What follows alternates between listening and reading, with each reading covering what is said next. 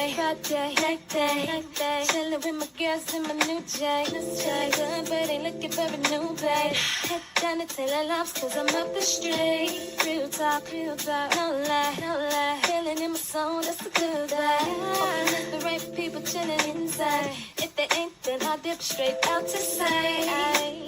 Don't even try, I just do me and I still be fly. Okay, we gon' see it's jumping. It ain't too crowded, music is bumping. Hit that, do my dance, that for a minute. Millie rock, hands still spinning. Crisscross, but for a second.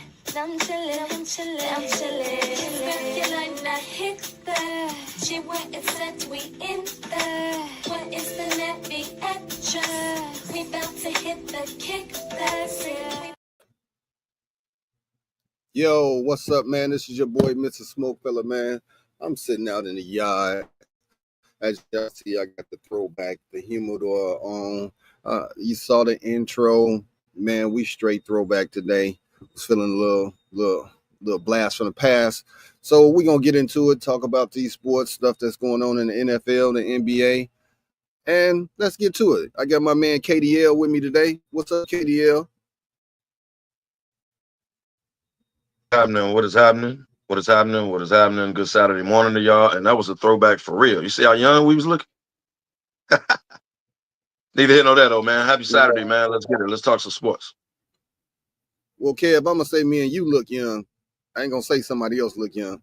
He still was looking old back then. But that's neither here nor there, as you say. Let's keep the party started. And I got my man coming in. Lucky Lefty. Kansas City loading. Well, first of all, that was totally unnecessary. Completely. I know it was, man. But that throwback was dope. That was actually one of the dopest intros that we've ever done. And it also go to show how long we've been doing this shit. I was on 119.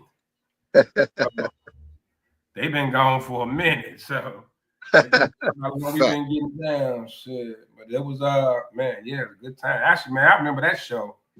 That particular show was amazing. We packed the house. That's when we was doing live, or this is not live, but it was, man, that was dope. We talked about something that happened in the city that weekend, remember? Yep. Everybody named Mama was there. I mean, we had Red, we had Leslie there, it was everybody, even Rio stopped through. It turned to a whole event. Yeah. It was a whole vibe. It turned to a whole event that day. Call it what you want. Yeah. It was. You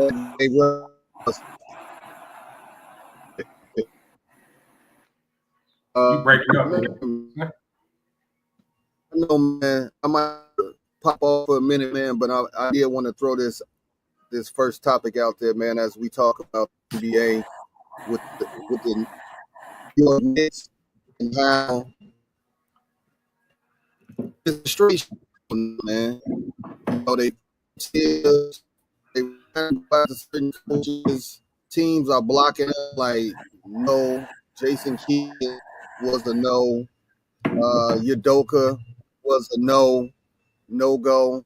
They were like, oh, Milwaukee said you can interview Doc Rivers. They was like, that's a rumor. Hell no. So man, let's talk about this, man. I think that was a meme. Did they mess? I want a meme. Did they mess up, man? That's what I want y'all to talk about, because did they pull the trigger? I know you disagree with it in the first place, but did the front office mess this up? Kev, I'll let you go ahead and start off. I might pop off to check my system, and I'll be back on. Yeah, you're going in and out. To answer the question, of course they messed up. It's embarrassing. Like, even if you didn't have a certain plan, right? You didn't have Mike Malone lined up. You didn't have Mike Brown lined up. You didn't have the coach from Memphis lined up, right? That's cool. But you got to have some type of, okay, if A goes wrong, then we're going to go to B. Your plan couldn't possibly have been, we're going to call every coach that got a job and we're going to request to interview them for our job because we're the Knicks and we was 2 games away from the final. That couldn't have possibly been your plan. So Leon Rose is the GM. From all indications, and I listen to there's a fan New York station on Instagram that I follow as I follow the Giants. They lit into the Knicks. They're saying this is Dolan's hands all over it. This was a Dolan call, not a Leon Rose call. This was a Dolan call. So Dolan been gone putting up the spear in Vegas. Leon Rose and them been handling the business for the Knicks. You can't possibly tell me Dolan just because they said Dolan was a part of the exit interviews, right? So normally that's your general manager, people higher up, stuff like that. The owner never comes to the exit meetings. Dolan was in the exit meetings. So each player got to speak with Dolan. This was a Dolan call, dog. This was a Dolan call. So Dolan is back in the mix. Well, there was a Dolan or a Rose call. It's typical Knicks. Dumb shit. Well, yeah. I mean, they clearly, like you stated, they didn't have any plan. We've been talking about it all week. They've been losing the whole offseason, and the offseason ain't really even kicked in yet. Like, that was the worst move. And we talked about it last week. I mentioned that, this next hire is going to be big. They got to hit. Like, they got to hit on this next hire.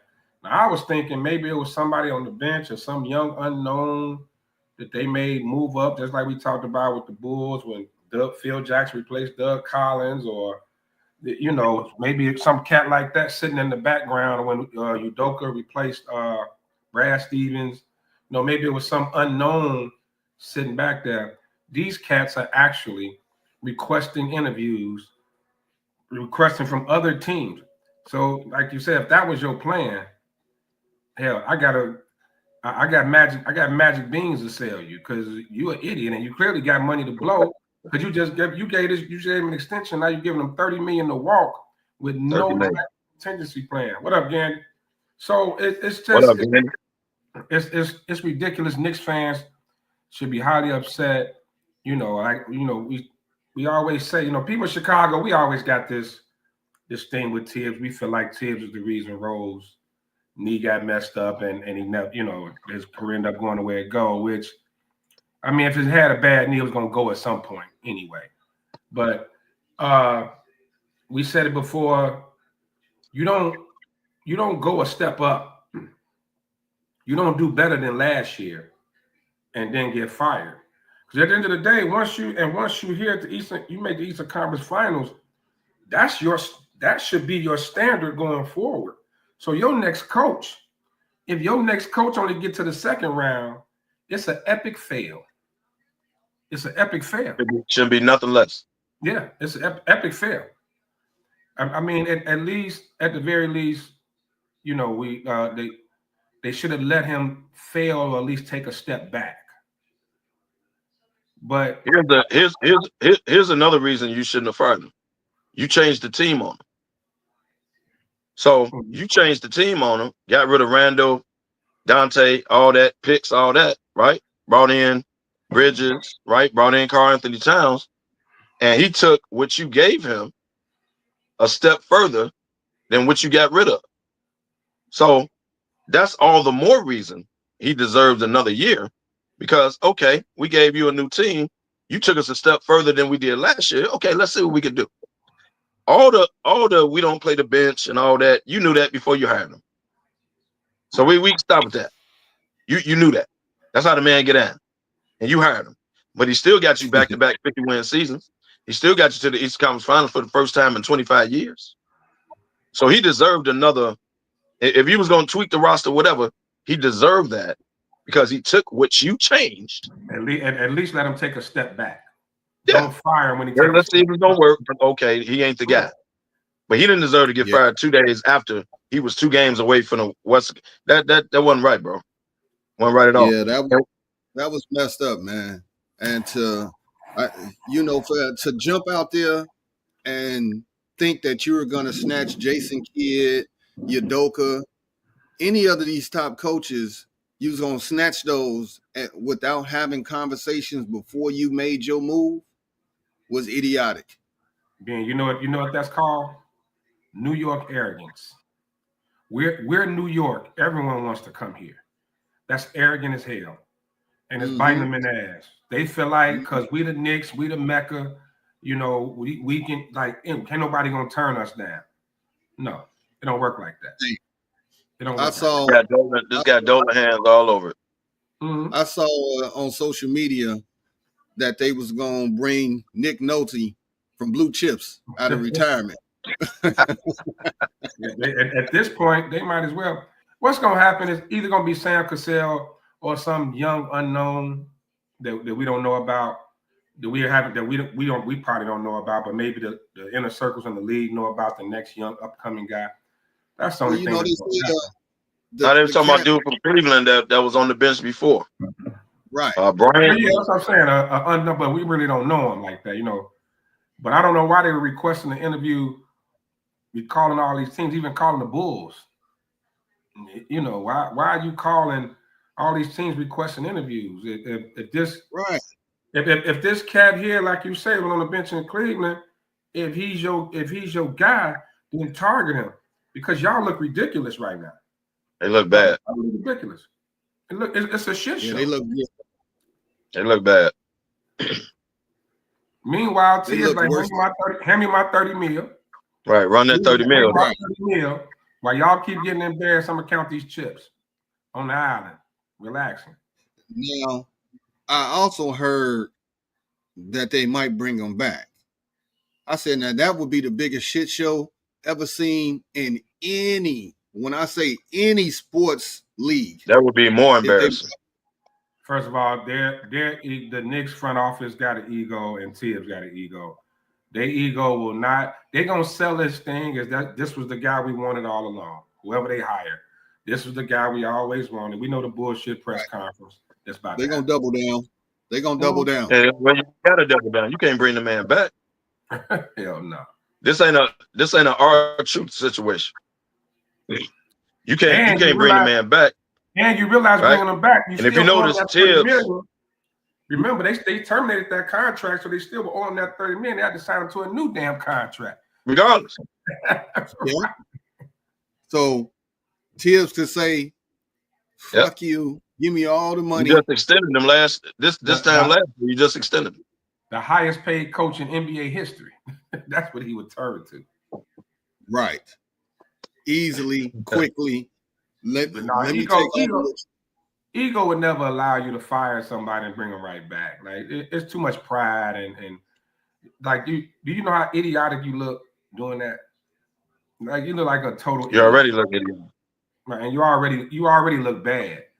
But this is beyond incompetent. Now we're going into idiot stages here. So they need to hurry up and make a hire and grab somebody. Quit embarrassing themselves.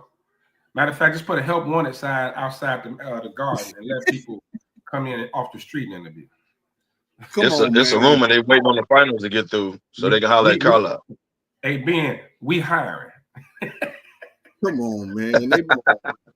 There you go, Cam. That's that New York arrogance. We're gonna wait for Carlisle. You think Carlisle gonna leave his situation?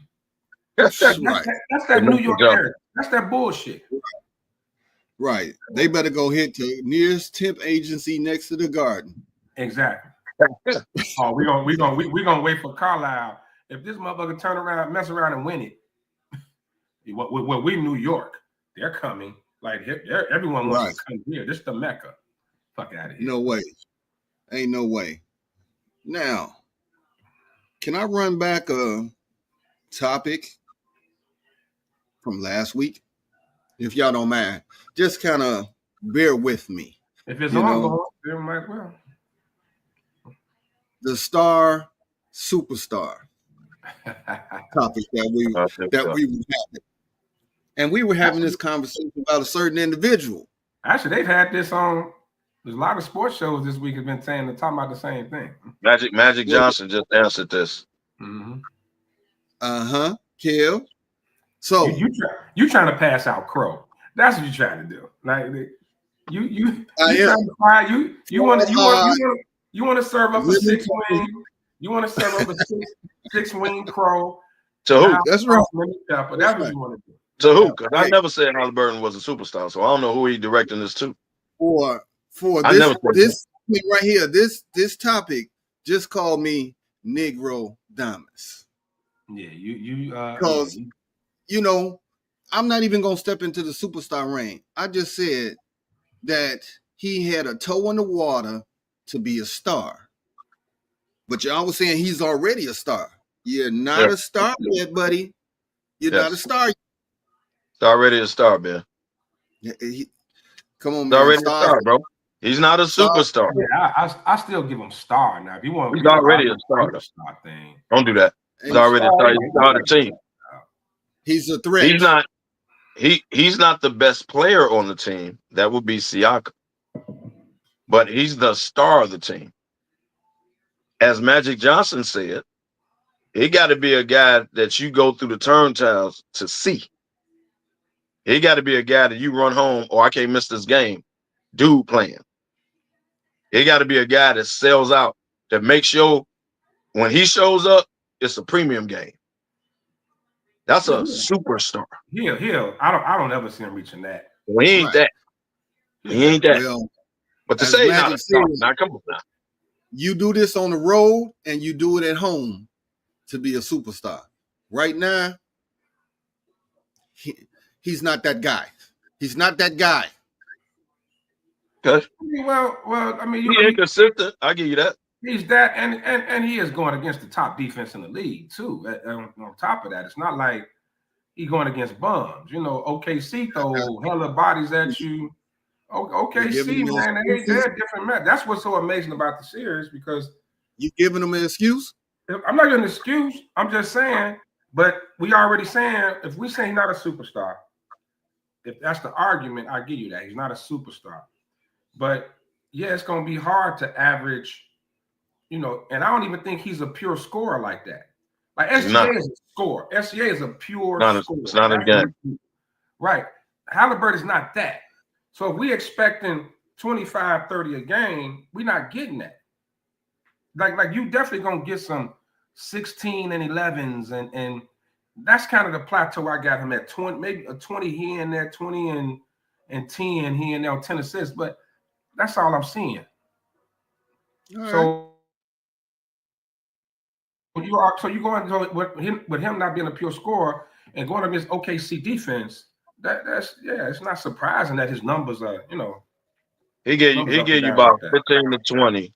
Don't be shocked if he pull off an 11-point game. But his job is give me 10 assists.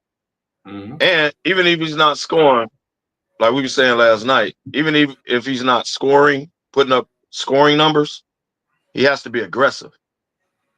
Because when he's aggressive, now they try to stop him in a little float or whatever.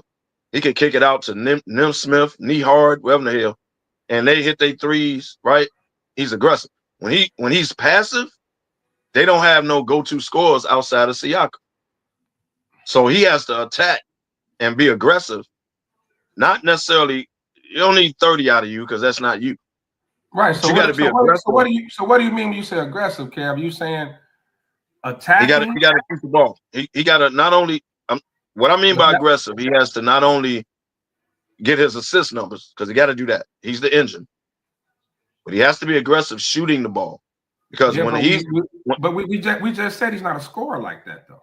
He's not. But he has to be aggressive in shooting. Here's why. Not necessarily to get 30. But when he's aggressive and he's doing those floaters, he's going to the basket, right? He's a good helter-skelter dude. Like you give him the ball when it's panic time, and he can run around and get you a basket. Yeah. If you ask him to outright score, that's not his game. It's not his game whatsoever. He's good at helter-skelter. Kev, that's a great analogy, helter-skelter. I give you that. But you can't be helter-skelter in one quarter. You got to do that all four. That's what he do. That's all four, baby. So that's why I say you can't be a star and you only want to play one quarter. I'm not saying that's what he wants to do, but that's what he's doing. He's playing 1 quarter. Stars play 4 quarters, man. I think being okay. You coming down a little hard on him, being, but I think he kind of goes with the flow of the game, and then when he gets to that point, like Kev said, he's not aggressive as far as taking over a game until like late. So he kind of goes, and Rick Carlisle has a system too, man. It's not like you can't go out there and do the Jalen Brunson and dribble for 20 seconds and then do something. Like he actually runs a system. And he don't play the whole game either. Rick Carlisle actually takes him out. I got one more for you. One more.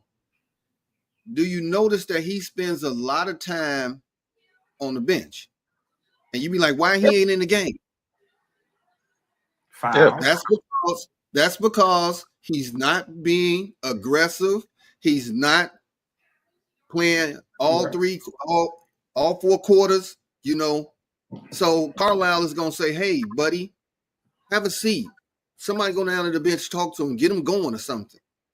That's not a star, bro. Or maybe maybe don't want him more down for the 4th quarter too. So let's give him credit too. It could be that maybe he don't want, he want him at less tired as possible in the 4th quarter down the stretch, because that's when he's going to shine. It's also a reason. It's also a reason when he scores 20 points, they win. They keep saying this on the broadcast every game. Yeah. The reason for that. So that's why I say he has to be aggressive. Not necessarily, you're not a scorer, right? But when you're aggressive, you open it up for everybody. Because if they got to guard you, you could kick it out to your shooters, right? You could drop it off to a Siakam. You could drop it off to a Miles Turner. When you're aggressive. When he's not aggressive and he's passive, they don't have like one-on-one guys outside of Siakam. Passive is he's just standing outside of the perimeter and moving the ball around. He's not. Yeah, he's not looking to score. It was times, man, during when they was getting blown out, he wasn't even looking at the basket. He'll penetrate, jump in the air, and kick it out. And then in the 4th quarter, he put up like 15 points, but it was garbage points. They was already down 20. Right. So it meant nothing. Yeah.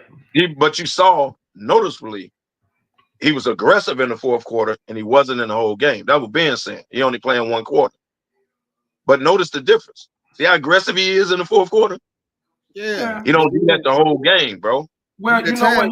But he's also that cat that, he's streaky as far as scoring. So and when I say score, like a scorer putting it up, whether he hot or not, right? Kobe, Mike, like I don't care if I miss my first 10 shots, I'm putting it up every time. That's a scorer's mentality. SGA. That's a score. Yeah. That's a scorer's mentality. He doesn't have that. He's not that. Like if he misses first couple of shots, you're gonna see him be a little more pass first. He doesn't have that. Right. He don't have that. I'm putting it up till I get hot. Now he'll hit a shot. He'll hit like a crazy 3 or something, and then he'll get a little rhythm to him. Then he'll start rolling. But yeah, I mean, some cats are just like that, man. Everybody ain't Kobe and Jordan and SGA and Harden and. I get it. He's not that. He's definitely not that. That's why they win when he does score 20, because it's not, it's almost like, oh, he feeling it, But he doesn't even average 20, right? What's his average on the season? He don't average 20. 18.2. But this series, not bad. He is averaging 11 points this series. Damn. Well, like I say, let's give OKC defense some credit too. OKC defense is tough, man. They throwing bodies at you. They throwing 4-5 different cats at you, man. They can switch it up, whether it's Dort, Caruso, Williams.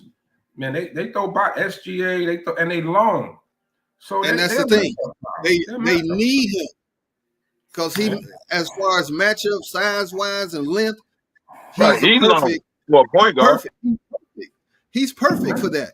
But he ain't showing up. And then, I don't know if y'all saw my text last night, when Turner was at the top of the key, nobody was in front of him, and he drove to the basket. It was the worst drive I've seen since Sloud was in Vegas trying to hoop. Because because he didn't want to drive. He was like, "Oh, it's a lane. I know the Well, play you're talking about because we tripped on it." well, that's because when you He playing drove 'cause it was OKC, open. when you playing OKC, it looked like they shocked when they wide open. It looked like a lot of times they get the ball, they're expecting defense to be right there. So it happened a few times this series. They'll get the ball like, oh shit, I'm wide open. Oh damn, it's not like a rhythm thing. They're like they shocked. Bro, he didn't trust me. He didn't want to drive. It was the lane was so open. He drove like, okay, y'all gonna let me do this? No, it's surprising. It was slow. And it looked so awkward. That's why I compared it to slide. He didn't want to do it. You talking about Miles Turner, right? Yeah. He didn't want to do it. He was driving And like this wasn't the plan. This wasn't the plan at all. Luckily he got fouled. So it was like, okay. What up, Gandy? I like your comment. Indiana does play with controlled chaos like your Braves were, but that's neither here nor there. Damn. Well, that's a good comparison, Gandy. Jason Kidd only averaged 12 points a game. But here's the thing: today's game doesn't seem to respect that. Like today's game is all about who's averaging 30 a game, and you know, cats don't even. And I think we'll probably get into the topic. Like cats don't respect the Drew Holidays and people like that. Everybody wants you to be, you know, if you ain't hitting 30 points, you all for you. You're not this or you're not that. Like that's what Halliburton. But that's a good. Not saying he is Jason Kidd, but like Kidd was like that too. Like you know, Kidd's impact on the game was much more than 12 points. He always impact on the game, but every now and then he'll pop 20 on you. You know, Kidd will get hot and Jason Kidd might have had 12 points, 15 assists, but when he got that ball on the break, he put the pressure on the defense. You better get back or we laying the ball up. Oh yeah, we having a dunk. Jason Kidd was the reason Vince Carter, Kenyon Martin, Richard Jefferson. I don't think he was there with Kittle, but he was the reason a lot of them cats look good. A lot of them cats got their numbers because of Jason Kidd. So you can say his 12 points if you want to, but it's a reason why a lot of them cats shine when Jason Kidd was the point guard. Guess what? They had a highlight reel that was amazing when he started the break.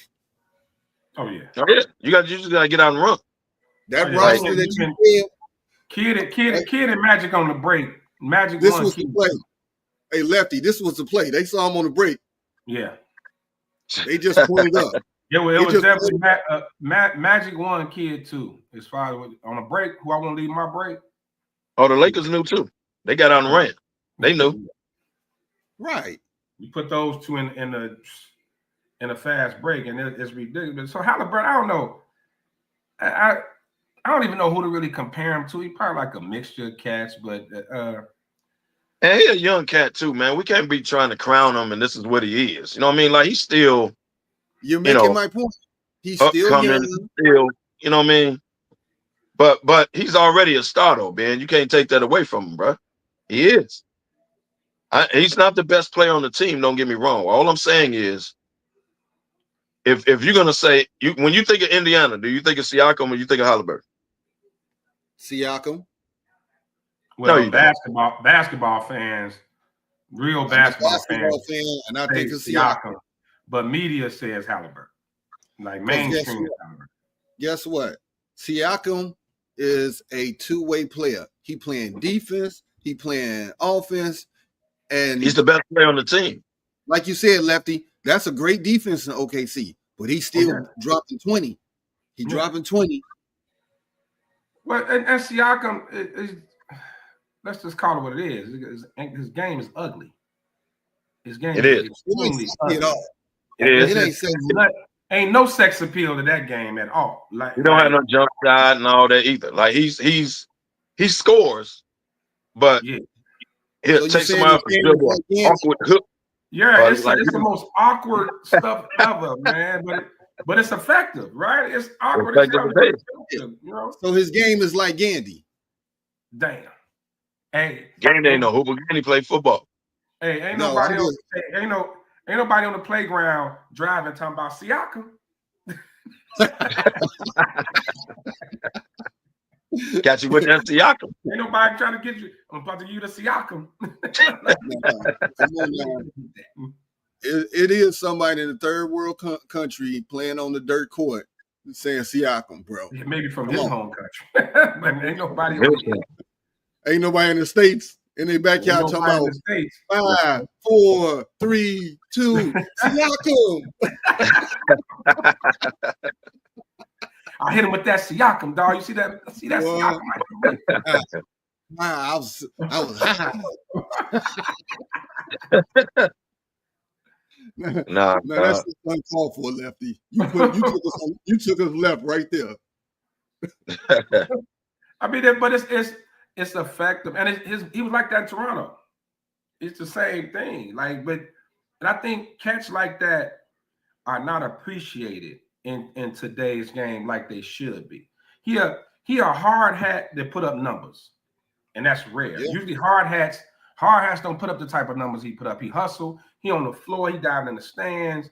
Like he's all over the place. So that's that kind of that Rodman type. Well, he didn't have the numbers, but the energy and everything else he brought. Siakam is both.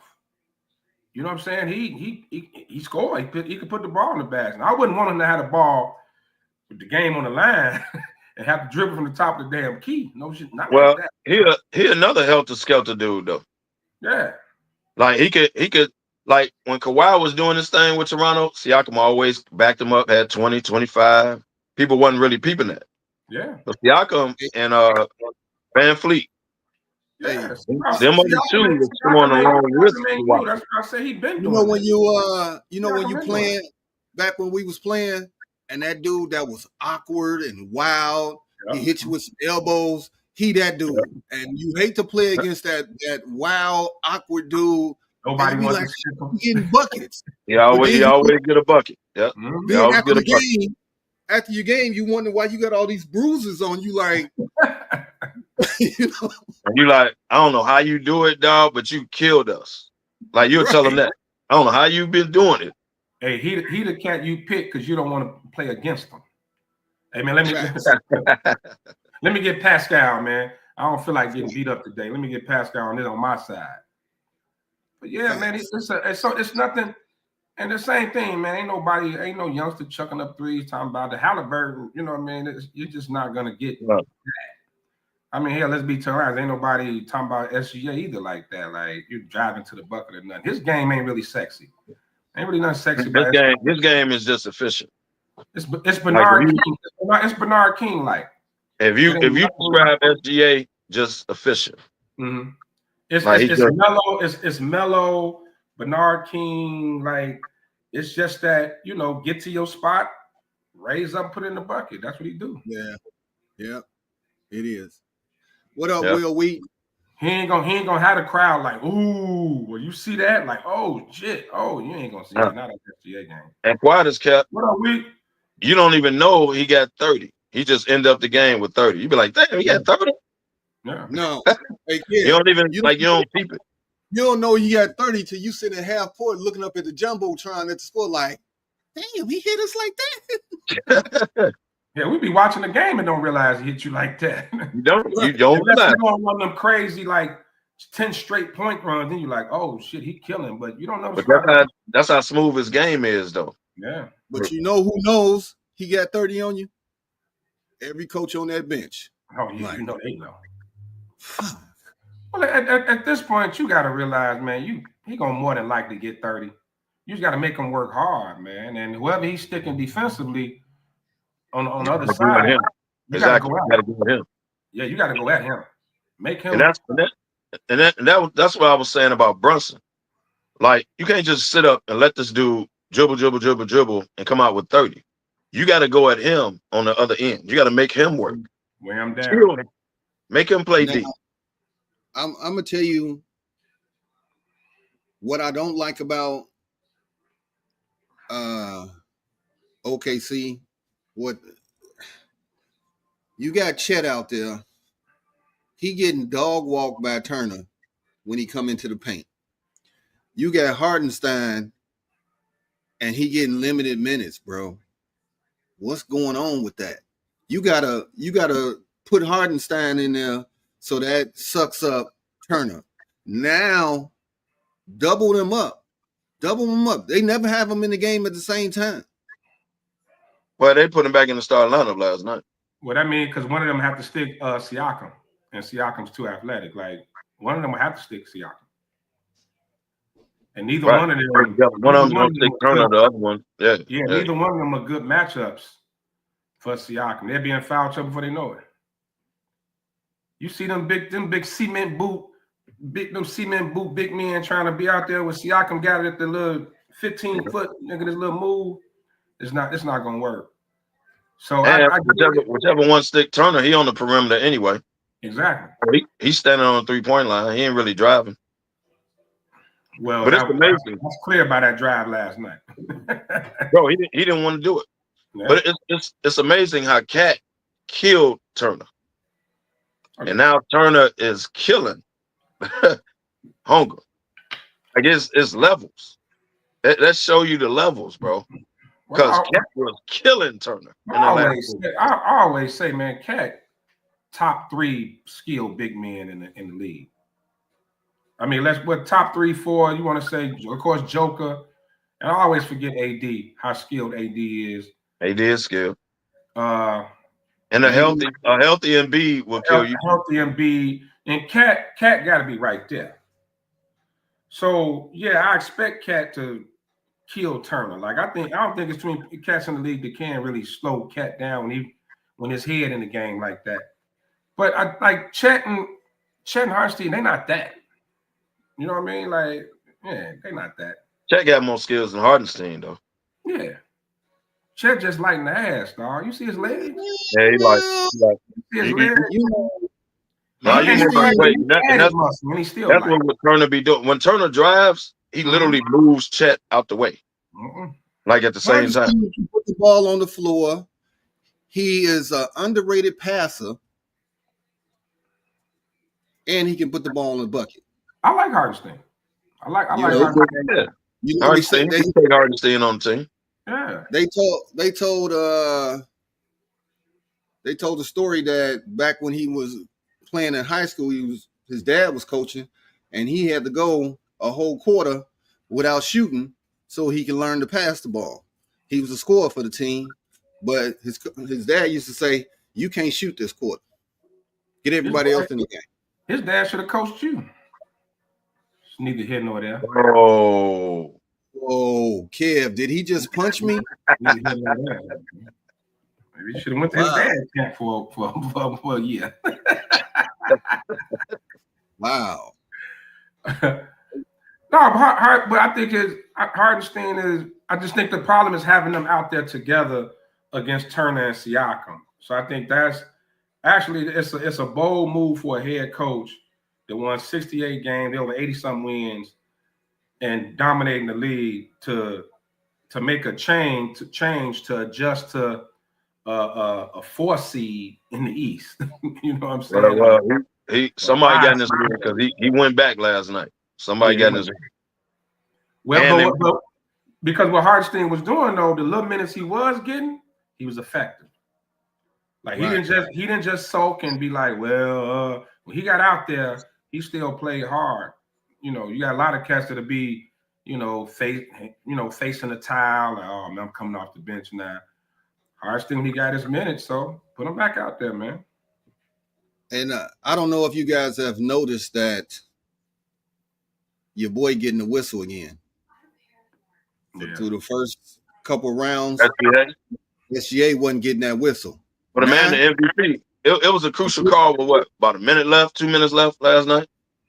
Yeah. He getting that whistle now. Hey, he the MVP.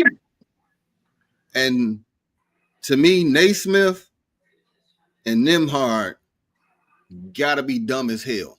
You know he getting the whistle now. So why are you trying to play him so physical? You just gotta put a hand in his face. Play. You know, you can't be physical with him because guess what? He thrives on making the contact and going to his shot. So he going to the line. When he go to the line 15 times, Y'all losing. But they don't know no better because that's how they guarded Brunson. Remember, they was getting through picks. That's how they guarded Brunson. The problem is Shea is 6'6". Hey, He got right. a bigger body. Yeah. Well, I'm gonna go with I think it's time for a lucky conspiracy theory. Uh-oh. Here we go. Here go Munch from Law and Order. Much dead, man. Much passed away, dog. That was my boy. Conspiracy theory. The ratings are so low in these NBA finals. Your only saving grace is for this to go 7. To maybe get that one big viewership, that one night where viewership is game 7, winner take all. I think that's the only prayer that they got. And I think the NBA knows it because they watching them ratings. They watching how low they are. I wonder what last night's was probably even lower. May have probably been, even though that was a swing game. But we said at the beginning of this series that only real basketball fans gonna watch this. You really don't think people watching this? Look at the ratings. The ratings ain't lying.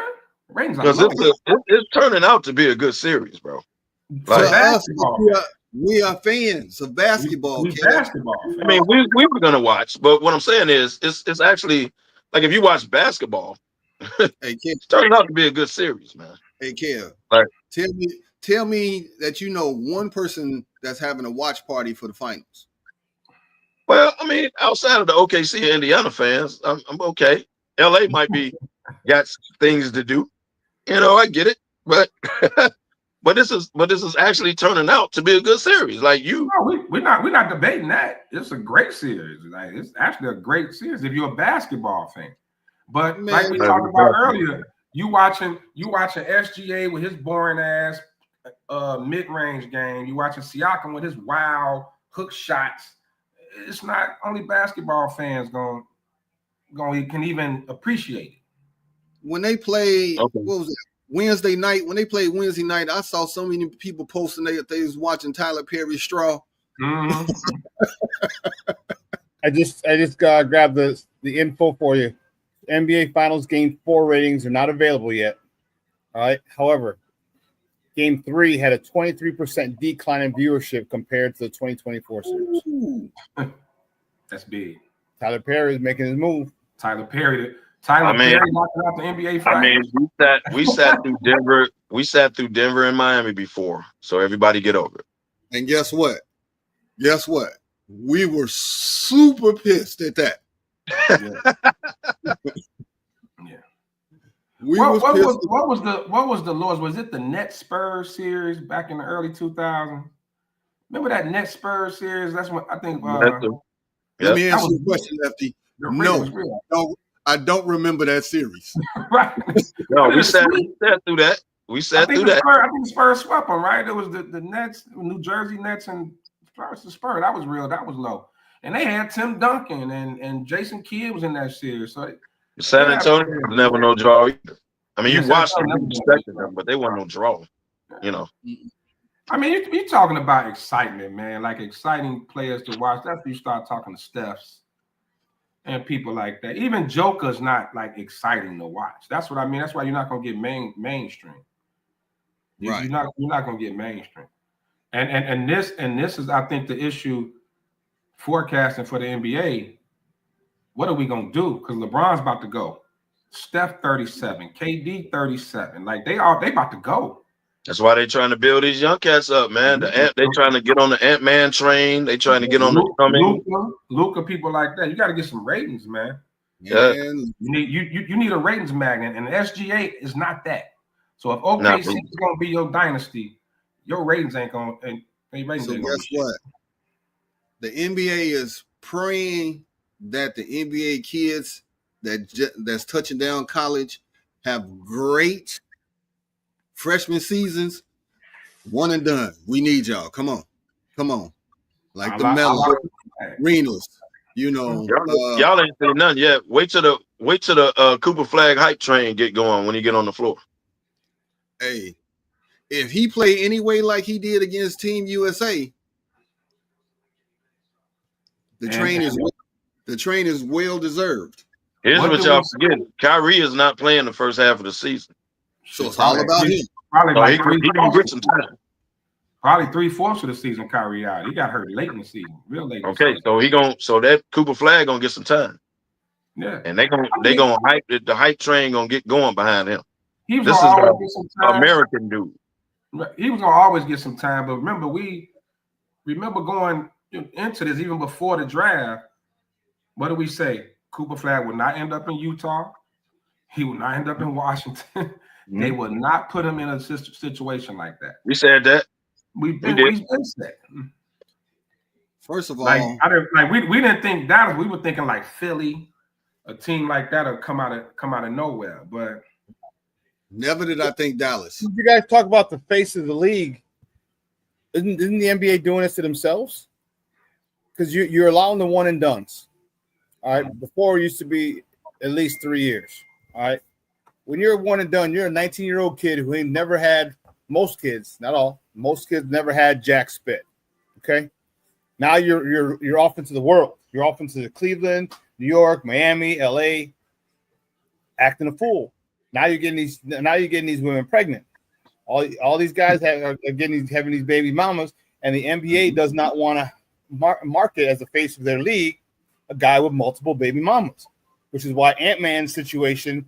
I thought he was going to have a chance to become the league, but because of what his situation is, now I think that's gone. So the NBA is doing it to themselves because they're allowing these kids. Because remember, and that was the reason Dolores, Mike's mom, said you got to marry Juanita. You got to marry because he knocked her up, and that wasn't planned. She's like, you have to marry her. All right, if you want those millions and the endorsements, it got to be the family thing that they can promote to, the rest of America. But the NBA, by allowing these kids in, they're kind of shooting themselves in the foot. Hey Sean, I think Nike has something to do with that too. Right. Now, the NBA. Well, you remember this first whole campaign for you, bro. You can't be out here like that. NBA, I'm giving you this. You can take it. Just cut me a check. You need to have a class for the rookies, and it's called Raw is Not Law. Why you think Tatum hasn't been pushed yet? And Tatum, not tattooed, clean-cut young man, but he ain't married that girl. Well, he not married though. Well, he ain't with her no more. He with LMA now. Well, yeah, he would have. So the chick he with now, that's not his baby daddy. So he a baby daddy. So that knocks him out. Baby daddies ain't getting it. The image is everything. We had a huge debate. Me and John Paul wanted to put hands on me. It wouldn't have worked out for him, but he wanted to because I said no dude with dreads will ever be the face of the NBA. No, it will never happen. No, you got dreads. Like you'll be a star, superstar, and all that. Which is why Iverson never got pushed up to that level. They wasn't gonna get behind him like that. Image is everything. Even though NBA is multi-billions of dollars. Yes, NBA is predominantly black, but the season ticket holders. You can kind of blame AI for the image that we got right now. I'm just saying. That's unfair. AI was his own dude. Everybody AI was his own dude back then. Like he just how he just moved, how he moved, and pure hip hop community got behind AI. So everybody, So he brought a whole nother element to the league, and he is one of the game changers that I say about the NBA because of what he brought to the league. He brought this huge urban hip hop following to the league. That's what he brought. Tattoos, the braids, practice. Come on, it's like what we call urban, some other people call thuggish. Unfortunately. And those are the sponsors, the multi-million-dollar corporation, billion-dollar corporation. Do you remember what they said about Richard Sherman when he snapped in that press conference? Mm-hmm. They called him Stanford. They called him a thug. He said, I'm GPA 4.0 from Stanford University. And they called him a thug because he had braids. So That did image go off. ain't gonna go nowhere, He bro. did go off now. Don't let's not put that out. He checked him. He definitely checked him. But nobody called. Remember Birdman, the white cat with all the tattoos. And He played for Miami. Yeah, ain't nobody ever called him a thug ever. Not once. You know, I think I heard white trash going around. He was different. Yeah. You know what I'm saying? I heard white trash going around with him. I didn't hear trash though. I think they could kind of go hand in hand. But you know what? His teammates loved him. Oh yeah. I saw a podcast. He was just on a podcast. His teammates loved him. Oh yeah, because he was wild. Yeah, he had their back. Yeah. And guess what? He was with the shits. He was with us at all times. Yep. So now even looking now, SGA with them braids in his head. You know, on top of the interracial thing ain't helping him either, because Dr. Umar Johnson just went off on him and Halliburton in one session. Did he? You know how he feel about that. Yeah. Well, I don't trip off Johnson, man. I'm not a huge follower of that dude, but that's neither here nor there. Carry on. He got millions of followers, though. Trust me. Now we got Can't another. tell grown man how to do. SGA is Your opinion ain't law, motherfucker. Yeah, he's Canadian. We got another shit show team too. That's flying under the radar. That ain't nobody calling them a shit show, but they are, and that's the Phoenix Suns. They are a shit show. Yeah. And I say they're a shit show because this whole now you looking to trade KD after you pretty much brought him there. Like, man, this is going to change the game. Bill, they trying to trade him. No. They got that no trade clause. They can't do no. You tried to trade. Nope. Tell the story right, man. KD wanted to go to Phoenix. He wanted to hook up with Devin Booker. They brought in Bill. It didn't work. So since Bill declined his trade option, which you gave him, Phoenix owner, you gave him a no trade clause. He declined it. You shifted to KD. That came over in the Washington deal. Yeah. I thought they came with the Phoenix deal. No, he got that in Washington. He agreed to go to Phoenix. Okay. My bad. But he wouldn't waive his no trade clause. So you shifted to KD out of nowhere. KD didn't ask for a trade. You tried to trade that man out of nowhere. He said, "Oh, that's what we own." So I'm not going to Golden State. I'm gonna make this difficult. I ain't doing that. We're discussing the offseason. So you brought up the trade KD out of nowhere. That's why I say you should have got more respect. Nobody really talking about. If we gonna get New York to smoke, we gotta give the Suns to smoke too. So KD said, "Okay, cool. That's what we own. Let's do it in the offseason. I ain't going to Golden State. I'm finna make this difficult as hell." Yeah. We're doing it in the offseason. That's what y'all want to do. We're doing it in the offseason. Because remember, he did not ask for a trade. Well, I don't. It's no way in hell that KD want to go back to Golden State. He's still getting kind of shitted on for that decision. So that'll never happen. The problem with Phoenix is the same issue that Milwaukee had when they traded for Dame. And I wish teams would learn from this. All that 3 superstars, super team shit is dead. It's dead. And that's why when people were saying KD to Houston, no. Now, if you can just sign him, it's one thing. But looking at KD deal with Phoenix, what all they gave up? Bridges. They gave up a lot of really Cam Johnson, Chris Paul. Like those cats really were. Dancer was just get out of town. We need him gone. But I'm just saying that's those players that people. What I brought up earlier when I mentioned the Drew Holidays and cats like that, like even you can call Caruso one of those cats that are important, and you trading those cats away for a megastar. Look at what destroyed. I'm gonna tell you now. What destroyed LeBron's Laker era is the Russell Westbrook deal. But that was a LeBron doing. Exactly. But I'm saying it destroyed. Even KCP was just on a podcast talking about that. He said we could have got 1 or 2 more rings. Yep. We'd have kept the nucleus together. Should have at least let him run it back and see what would have happened. Yeah, I think they ran it back, but everybody was injured. A bunch of injuries. That AD got hurt. A bunch of people got hurt. Even LeBron got hurt that next year, if I'm not mistaken. But it should show that that shit does not work.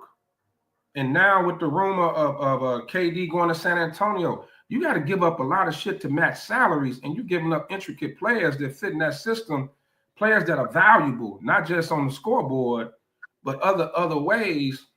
I don't know why top teams still haven't learned. They're not ready yet. It doesn't work. You can't just plug KD in San Antonio and think they're finna just go to the top. Wendy ain't ready like that.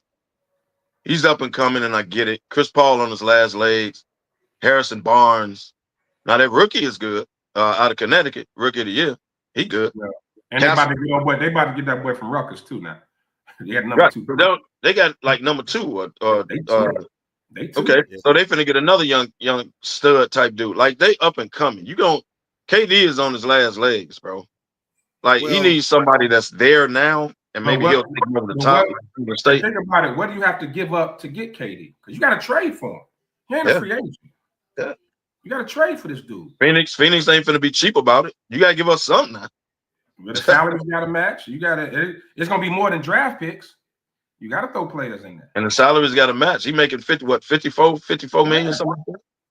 So he got to match the salary. So you giving up something. You might have to extend it. Yeah. I mean, and that's the one thing why I think we talk about the team jumping. You got to respect LeBron for this. He played out his contracts, and he went where he wanted to go in free agency. You didn't have to trade, didn't have to go through these massive trades. The smart thing that LeBron was doing, he had short contracts purposely. So LeBron signs a 2-year with a 1-year opt out every year, and he opts out every year. Yeah. And he do the same thing every year. Brilliant. Yeah. They always gave him the option to say, okay, if I want to bounce, I can. Right. I'm not putting these 5-year contracts on, or the Scottie Pippen 10-year, or the Magic Johnson lifetime contract. You know what I'm saying? Think about it, man. Phoenix was they were one of the young up and coming teams. Not saying KD ruined them, but look at what that move did. They didn't even make the damn playoffs. Trying to go with the Cam Johnson, the Devin. Like they had a like you said, up and coming squad. Do what OKC did. You just make little tweaks. You don't go massive with a deal like that. And now they even talking Minnesota with Ja Moran and pairing somebody up with Ant-Man. Don't do that. Don't do that. Ja needs his own team. He can't go nowhere where it's another ball dominant too. Anthony Edwards needs the ball. That would never work. That would never work. Because Ja dominates the ball just like Anthony Edwards dominates the ball. That would never work. That would never work. The same with Minnesota. What would they have to give up to get KD? They got to give up some of that young talent over there. Nas Reed, McDaniels. You got to give up Jamie McDaniels. Yeah, the one person that is untouchable is McDaniels. Should be. You don't think so for KD?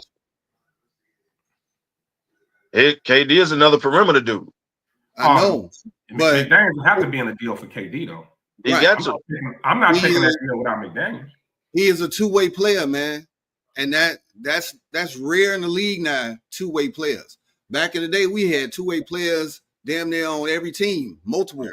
Now, that's not common. So giving up a two-way player is difficult. A la Denver when they gave up Brown. He was a guard, but he was a two-way player. And when he left, it hurt him. It hurt them big time. That's where it started. Their downfall started actually then. They started getting rid of people every year. They gave up Jeff Green. Remember, Green was significant in that. Green was significant in that championship run. Yeah, it's the hard hat guy. Like every year, they just start losing people, man, and they, Yeah, KCP, another two-way player. That's right. He went to Orlando. Hurt LA. Caruso hurt LA when they got rid of him. Two-way players, man, they are so important in today's game. That hurt. You don't realize it until you let them go. Now, Drew Holiday then went to two franchises that were significant, bringing them championships, and now Boston's ready to move on from, just like Milwaukee moved on from.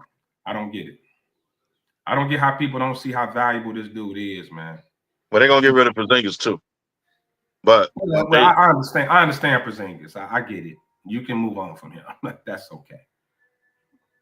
Because he get hurt stepping out the tunnel. Like the dude is just too fragile, man. How old is Holiday? Ain't he about 35, 34, 35-ish? He up there.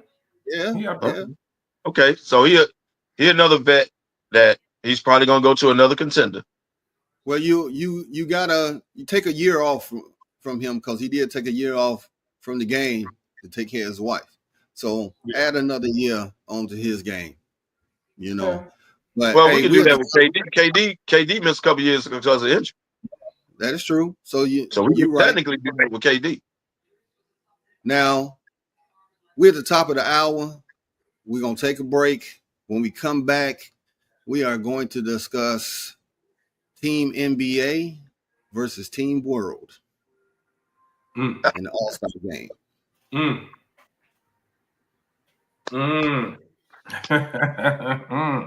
Well, we ain't talked about it yet, and it came out a couple weeks ago. So, Sean, take us to a conclusion. Hey, it's your boy, the Superback, Sean Sierra, and be sure to follow Sports Zone Chicago on all social media platforms, on Facebook, Instagram, and our Roku channel. You can find us at Sports Zone Chicago, and on Twitter, we are at Sports Zone Shy. Also, be sure to download our mobile app so you can take Sports Zone Chicago with you on the go.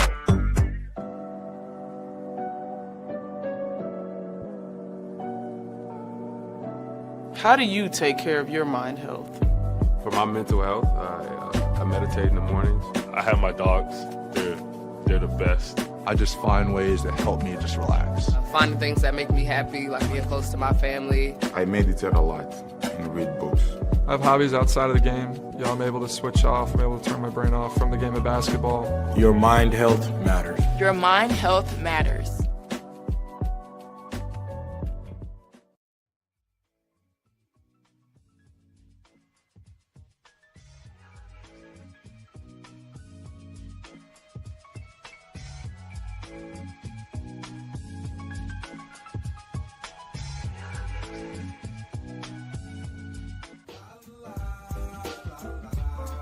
It's a romance sport. What? It's a romance sport like that. Your Marine Corps' way of life is to defend the American way of life.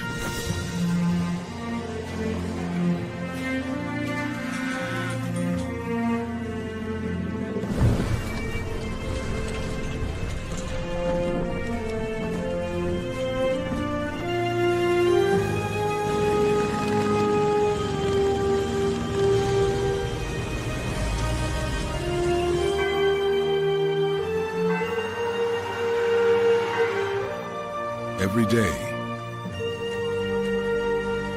no matter where we serve,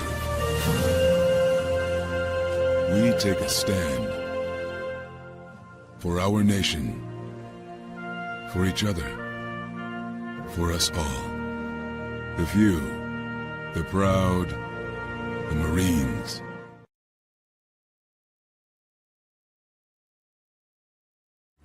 Everybody in a work zone is someone's somebody. This is my mom. She works for KDOT. This is my dad. This is my mom.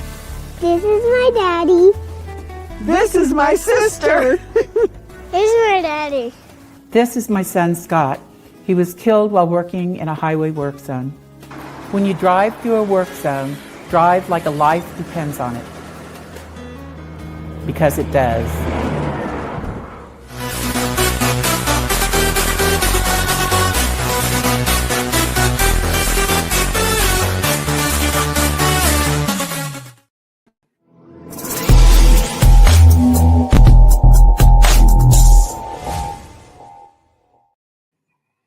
All right, fellas, as I said,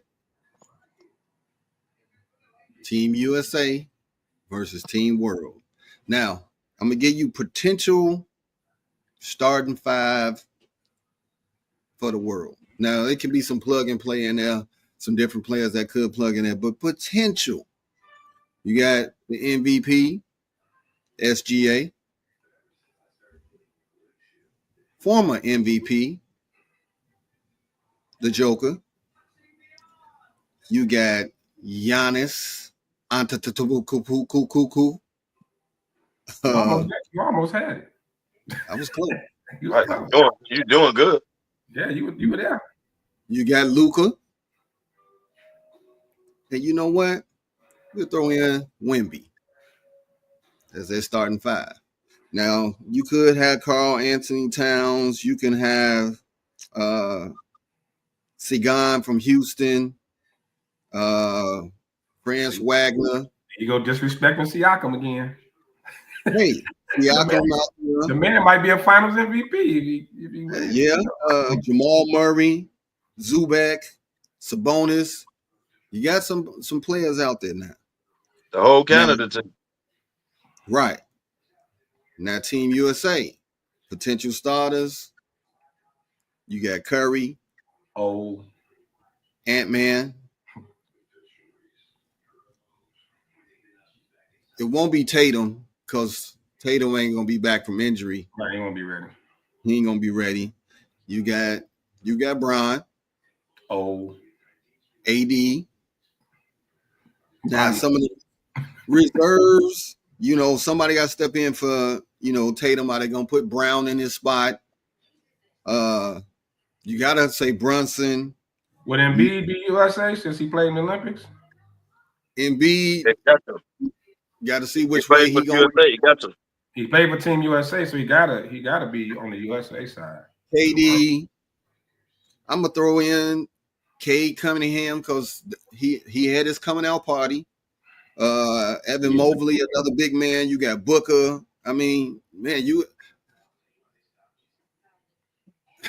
Donovan Mitchell. Yeah. Who wins this game, man? Who wins this game? Because it's three players that said. You got Team World, Kev? Why? Please explain yourself. I do. I got Team World because they're going to take it seriously. And I think you left Giannis out, by the way. I didn't hear you say his name. I got Team World. Cool. You said Giannis? Yeah, he almost had the last name right. Oh, yeah, my bad. Yeah, almost had the last name. So I got Team World because I think Team World will take it more serious than Team USA. I think Team World will come out serious. They're laughing, joking the layup line. They're going to come out and ball. Team USA just going to feel we're Team USA, right? We're going to win, y'all. But I think it's going to get serious when Team USA realize, oh, shit, we got to hoop. We got to actually play these guys. SGA, Giannis, Luka, think of the names you name. Joker. They going to play, bro. They going to play hard. They going to play to win. I got Team World. Not that I'm anti-America, nothing like that. But in this basketball game, I got Team World. Yeah, I think the problem with the U.S. going to throw the old heads out there. LeBron, KD, Steph. They're going to throw all the old heads out there. And they're going to be the ones. And they're going to be the ones leading the charge instead of taking the back seat for one of the younger cats to shine, just like they did in the Olympics. And I think that's not going to work against the world. So I'm with Kev. I think the world get them. They share the ball better. They got some passes. They're going to play. And I think they're going to play hard. Yeah. The USA going to play hard, but it's going to be once they realize, oh, shit, we can't get embarrassed. The world going to play hard on the opening tip. Okay. That's my opinion. I disagree with both of y'all. I think there's no way in hell Team USA is going to come out not ready to play. All right. This is going to be on this right here. The rating is going to be ridiculous for this just to see this game. They're going to be watch parties, unlike what we got now. But this right here is going to be, and from the tip, I think it's going to be a slug match. I'm not going to say that Team USA just going to run away with it. I'm not saying that. Not at all. But what I'm saying is they're going to take this personal, like we don't want to be the ones to get busted on national TV, because then you're gonna have Charles, Kenny, you're gonna have Shaq roasting the hell out of them, and they are not trying to have that. They're not. I mean, but what I mean, if you're talking about like a lot of those foreign guys from their home country, they play with a lot of pride. U.S. players are kind of more flash and grab. You know what I mean? So they don't take it serious. I think the world would play better as a team. I think the U.S. you're gonna see a lot of Mitchell got the ball at the top, do his thing. Ant-Man got the ball at the top, do his thing, chuck up a shot. Steph gonna throw up his threes. LeBron gonna do some crazy shit just to show off. KD gonna chuck it. You know what? I'm not disagreeing on y'all, but you know what's going to be? It depends on who the coach is for Team USA. Well, the Olympic coach. They may have to bring Pop back. Well, who's the Olympic coach? Steve Kerr retired. Who's the Olympic coach? Spoelstra? I don't know who's taking over next. Don't know who's taking over. That's up to the Olympic coaches. That's up to Grant. The only chance the U.S. got is to leave some of them old heads at home. People like LeBron and them should take the All-Star weekend off. And I know they're not going to do it. They're not going to do that. But the U.S. will need the world. The U.S. will need, but we talk about as a team, the U.S. going to need some Derek Whites. They're going to need cats like that out there. Okay. They're going to need those cats. They're going to need them type of cats. You need a Derek White out there. You need a Drew Holiday out there. You need hard hat cats that ain't trying to score and all of that stuff, and they actually gonna play some defense. Like, you're gonna have to pull out some of those cats. You got to. But I think I don't know if it'll be in the All-Star game and everybody only really cares about the superstars. Are you going to put those hard hats on the team? How serious is the U.S. going to take this? Like, even when they building the team, I'm pretty sure the fan voting probably is out. But I don't know if it's going to what type of impact that's going to have if they even having a fan voting. But how are you going to assemble this team? Are you going to assemble it like you're getting ready for the Olympics and make sure you got some cats who do the dirty work? Or are you just going to throw all the superstars out there and say go for it? I don't think, because it's an All-Star game, you can't get rid of the fan vote, right? Because it's an All-Star game. Mm-hmm. So whoever makes the All-Star team, that's the team. Like, that's what it's just gonna split it. World the fan vote have to be used for both. You can't have a fan vote for the U.S. and not for the world. So it's going to matter on both sides. So that's what I'm saying. They're not gonna get rid of the fan vote because it's All-Star. They're not gonna do that. I don't know how you separate or whatever, but right. Individual team. So you go fan voting, you automatically getting Bron and Curry. They're gonna get vote. They're gonna get voted in. That's okay. And KD. More than likely KD, right? That's off top. You're gonna get those dudes. So Devin was Devin from here or from Canada? Yeah, Devin Booker is from USA. Devin Booker, you got Devin. Like I just see a bunch of guys 1-on-1 trying to ooh out a crowd over, like you say, the world team ain't gonna try to be sexy with it. They going at it. They just gonna hoop. They're gonna go at it. They're gonna go at them. Like, you don't think Giannis gonna play hard, bro?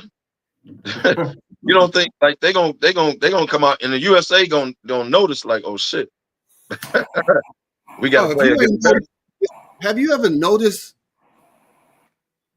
Giannis in the All-Star game?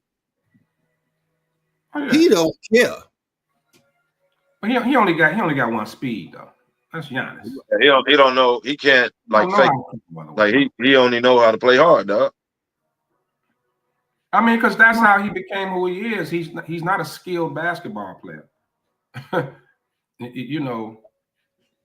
only other dude I really saw play hard that took it serious was Kobe Bryant. Like, Kobe was out there like, let's hoop.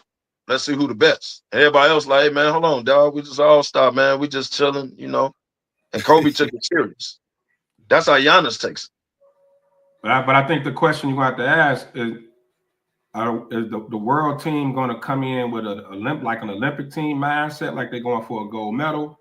And are the U.S. players, or are the U.S. play and are the U.S. players going to come out like it's All-Star weekend? We partying, kicking, and having a good time. Like, You're making my point. You're making my point. The world is going to take it serious from the opening tip. Yeah. They're going to take it serious. And the U.S. go, oh, shit, we can't get embarrassed out here. Hey, y'all, man, we need to break something up from half court and all that. Like, well, no, you know, not the game. One thing about the world team, they big. They big and they all athletic, unless you want to point the finger at Luka and joke it as far as their defense. Yeah, they on that suspect. So, you know, that is one way Team USA always gets them, because that's all they're going to do is put them in the pick and roll and then just abuse them too. Yeah, but I think what we just pointed out too with this comment, though, how are you going to assemble that team? Like, are you going to get some defensive cats out there? Are you going to get them Derek White, Drew Holiday types out there?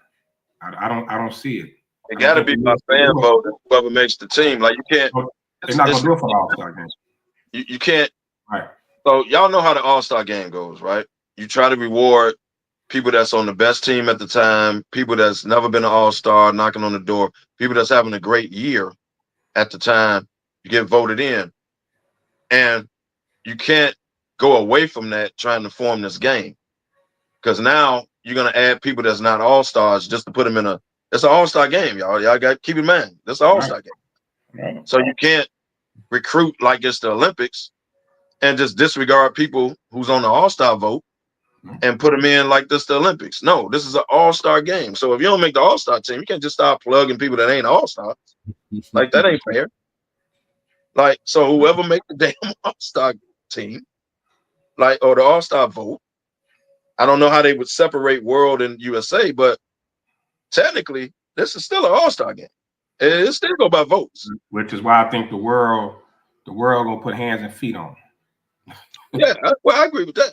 Team concept, they're gonna put hands and feet on the US. I agree with that. But how do you but think about it, y'all? It's the All-Star vote. So how do you separate world? Because it ain't like it's, 10 world and 10 USA. Like, how do you? Well, I'm sure for the fans, to make it easy for them, they're going to have a list of potential world, potential USA. That's the only way that they're going to have to do it. It has a list of individuals that are technically eligible to be selected. They just can't have like a free for all, because if that's the case, they might as well just select the teams and just call it a day. Yeah. But you're doing this. You're not just doing a game though, man. This is an All-Star weekend. So it's unfair for people that get voted, in the All-Star ballot to got to step aside because they're trying to put this game together. Now you changing what it is. Like, if you just want to put a game together and let's get ratings and let's see how it go, cool. This is All-Star weekend. So that's disrespectful for the people that got voted in All-Star. Like, well, it's only the first 5 from each. Right, then you fill in with the others. But you're gonna have, but then you're gonna if you're looking at trying to match up to win the All-Star game, it's gonna be a lot of snubs. It's gonna be hella snubs. Especially on the US side gonna have a lot of snubs. Oh yeah. Wow. Because you're gonna have the Jalen Brunson's, who's gonna deserve to be in, because he's gonna do what he do. Donovan Mitchell gonna do what he do. He deserves to be in there. Ant-Man, like, I don't know, but put those names together on one court, on one team. I don't see it working at all. I don't see it working. Joker's a type of superstar that you can put with anybody, because he could pass, and he's willing to. Like, Joker don't have to score 30. You know what I mean? But you're gonna need some size on the US too. Just think about who you named on the world. Outside AD and Embiid. Luka is big. Just them three. We ain't got to the guards. Right. So they gonna need some size too. I don't know, but I've been waiting for this. I've been saying it's the only way to fix All-Star Weekend is USA. We've been asking for it. The only way to fix it. I'm ready for it. Fix it. I'm ready for it. Yeah. We've been talking about this for a while. Yeah. And we finally getting what we said. And we always said this would fix the All-Star game, outside of. But it's gonna make them play. But this is where it's gonna be interesting because we in this transition period, just like when we transitioned from Bird and Magic and them into the Jordan era, and from the Jordan era into the Shaq, Kobe. This transition, this is what we're in right now. We're going into it. With those older superstars, man, are they really championship contenders anymore? You know what I'm saying? Like it's time. Like this is it. They gotta be ready. And I don't know who I heard this. I don't know if it was Chris Broussard or somebody somebody this week said, because they were talking about the KD trade. They said your KDs, I think it was Broussard, your KDs, your LeBrons, not Steph, because Steph still kind of going. But your KDs and your LeBrons need to be on the team where they're not the best player. Definitely. They need another young gun, and then they give you what they can give you. But at this stage, they can't be the best player to win a championship. And that made sense to me. Like KD you can't rely on KD to give you 30, 35. You can't rely on LeBron to give you 30 a night. That ain't them no more. They need to have some young gun that's not necessarily, let's say, better than them per se, but they got to be the dude. And LeBron and KD just give you what they give you. Steph can still do it, but he's kind of winding down too. Like he's starting to get hurt a lot. Right, picking up nagging injuries. Right. Picking up nagging injuries. So, but that's when when you go back to the Luka trade with the Lakers, I think they realized it now. Like a team like the Lakers going into it, it's not about Bron no more. It's not they got built on Luka. It's building around Luka's skill set. For the Lakers to be successful, I think Bron's going to have to average the lowest he's averaged since his rookie season. Like Bron going to have to be around that 21. He's going to have to be around that 20, 21 point, maybe even 19 a night. Like somebody else going to have to be the second guy. It's going to have to be Luka.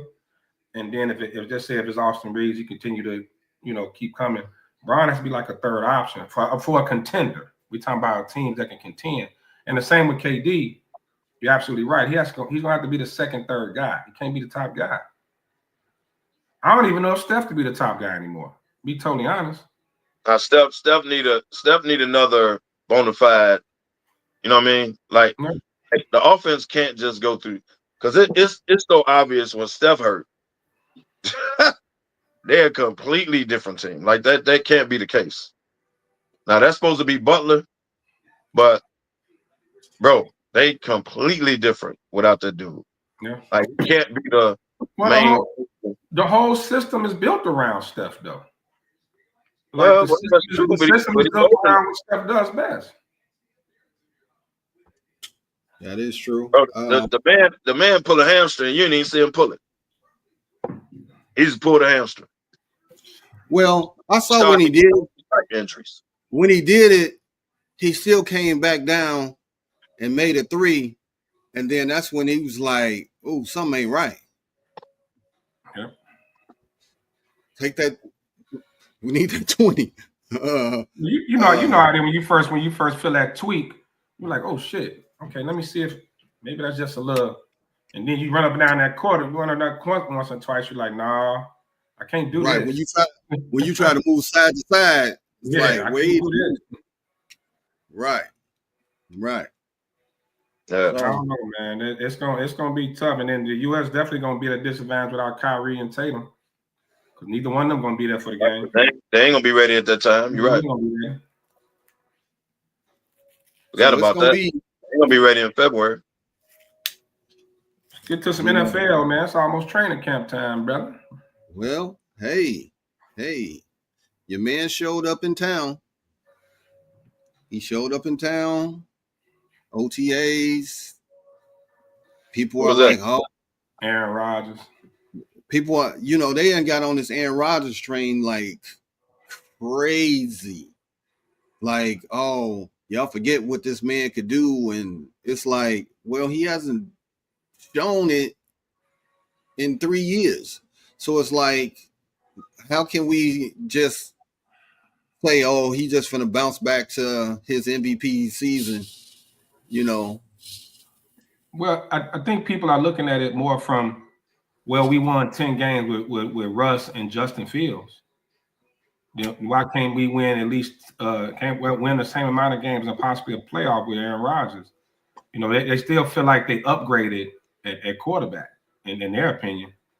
And I can agree with them that even though Rodgers hasn't been Aaron Rodgers from Green Bay, he's an upgrade over Russ and Justin Fields.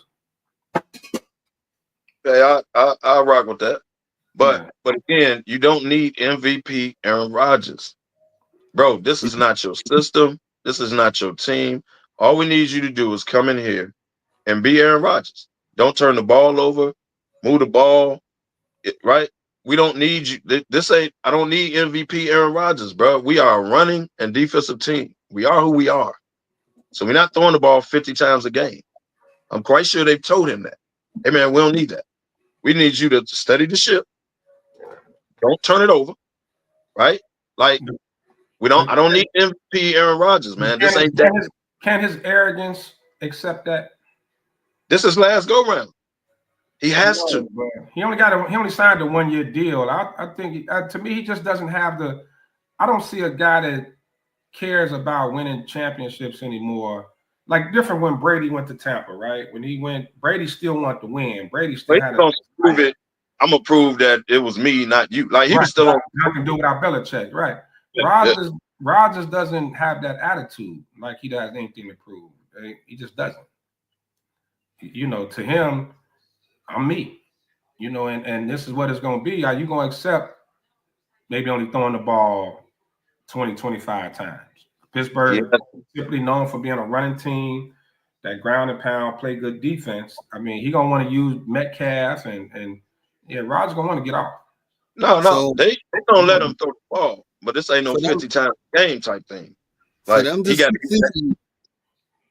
Rodgers is going to have to let his tight end and that slot receiver gonna have to eat.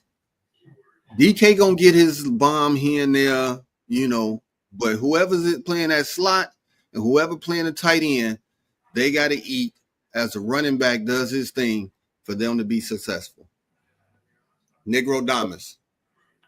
Okay, but he has to realize that, bro. And then you got to realize that didn't nobody else want you.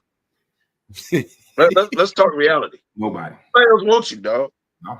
So whatever they ask you to do, you got to be humble and willing to. You know what? Okay, we mainly run the ball. Right.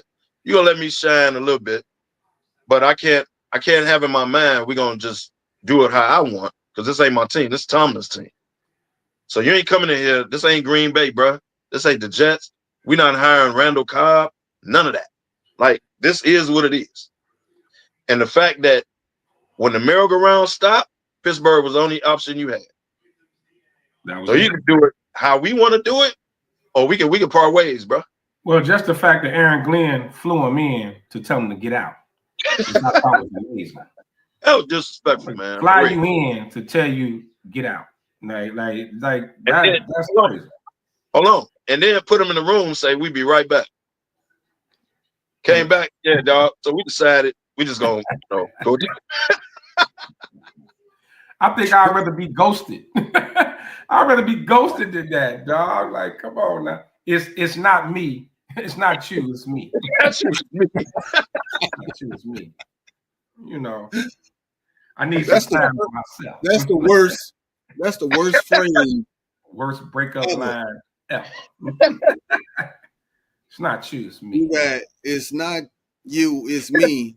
Then you got no disrespect. No disrespect. Those two phrases right there, know that a punchline is coming. But bro, they didn't even discuss it in a meeting. They stepped out the room and came back and said, "Yeah, dog. So we talked about it. So go in a different direction." You know what? I think what really happened though, when Aaron, when he got there, he probably came into the meeting with that old smug look on his face, like, yeah, you know. And Aaron Glenn looked and said, "You a fucking lie. You out of here." So his when he walked in with that attitude, no, we're not having that. As soon as he saw his face, that little smug look he be having on his face. So is that why they flew him in? You wanted to see his face? Yeah, he kind of wanted to see the energy. Like you know somebody come in the room and the energy change. He probably wanted to see what it was. So you let me frame this up. They had a Law and Order sting. So they had cameras everywhere watching them walk in. Tutuola is like, yeah, Glenn, this ain't looking good. This ain't it, player. He's like, this ain't it. He guilty. He guilty. Yeah, so, man, the quarterback position is too important, man, to have. And that's why I don't see any scenario where it works in Pittsburgh. Like, even I understand now, like I said, you know, they did reveal that he had 2 family members battling cancer and things like that. But at the very least, you at least sign. You sign and then say, hey, I'm going to take care of some personal matters, then I'll be back. You don't wait until June to sign. But the deal was already done. He just didn't sign it. The deal apparently But really, the players didn't know that, kid. Look stupid, and Pittsburgh wasn't making no comment whatsoever. The deal was already done. But at least, but the players didn't know it. Who that said to leave his old ass in the retirement home? The organization did. Right. How you gonna tell a team? But see, the thing is, even after he announced that he had 2 family members with cancer and all of that, that's what he was dealing with. Nobody cared. Nobody gave him no sympathy. They just said, whatever. You know, they still was throwing him under the bus. But the organization never made a comment. The players were chirping because the players didn't know what was going on. Tomlin, you never heard the organization. No, Pittsburgh never said anything. Yeah, but players also understand too. It was done. Players understand too that you're just a quarterback. You're supposed to be the new leader of our team. Yeah.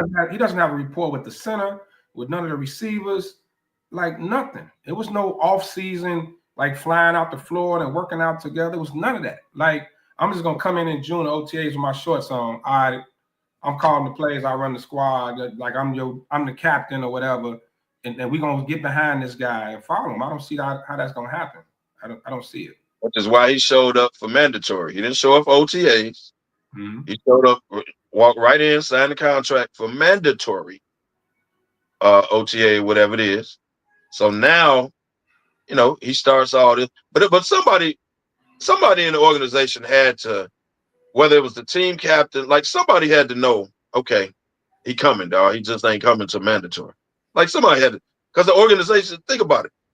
Yeah, but he didn't pop up and say, all right, y'all, mandatory next week. All right, I'm gonna come on sign with y'all. But the good faith would have been to sign before the draft, at least. Sign before the draft, and then, okay, at least we know you signed, but you're going through something. Okay, you'll come in, he'll be here mandatory, but at least he's on the team. To not sign, that's not a commitment. You could say, I'm going to take you to the prom. You know what I'm saying? It don't mean we're going to tux and show up. You know what I'm saying? So, I don't know, man. I think it's a horrible situation, man. But I want to jump on this the Cincinnati thing with the rookie. Yeah, let's do that. That's Cincinnati. Another shit show. Now, this Ben team. Don't hide now, Ben. Shit show. I'm calling it out what it is, Kev. Now they won't sign the pass rusher. This ain't my team. I like Joe Burrow. Yeah, and Chase. He like Let's frame that up. Okay. Okay. So the best defensive player is holding out. You don't want to pay him. There's a rookie that encounters language in the contract and say, hold on, player. Hold on now. To the point he went to OTAs and left. Yeah. Left. Yeah. I don't know.